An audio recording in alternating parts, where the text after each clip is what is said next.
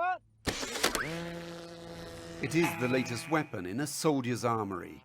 Drones or unmanned aerial vehicles give them eyes in the sky. This mini one, the Italian Strix, provides a constant feed of live pictures. As does the Raven, launched by hand.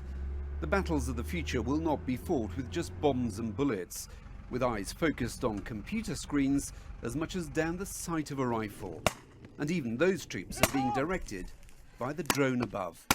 As we look at a digital age where the warfighter realizes both in his civilian life and in his duty life the importance of information technology, he treats the computer as part of his weapon cache that he uses to employ against the enemy.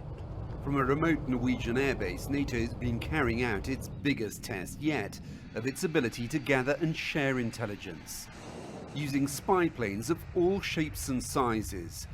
These the ones we were allowed to see, to the more secret, like satellites and the remotely piloted Global Hawk, able to scan an entire country from 11 miles high in just one journey.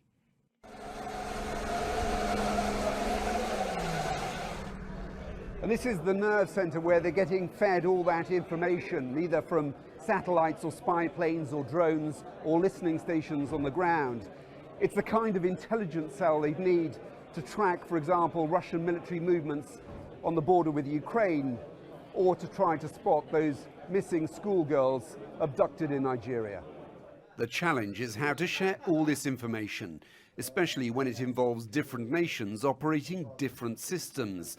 This trial aims to break down the digital divide to get the technology to speak the same language. When a NATO operation kicks off, you don't know who's going to show up, you don't know what nations are going to be available, you don't know what capabilities they're going to bring, and so the idea is to have a common set of procedures, a common set of processes, and then train all the individuals who are going to potentially be serving in those roles, so when they show up, regardless of what nation they're from, they can perform those roles the same.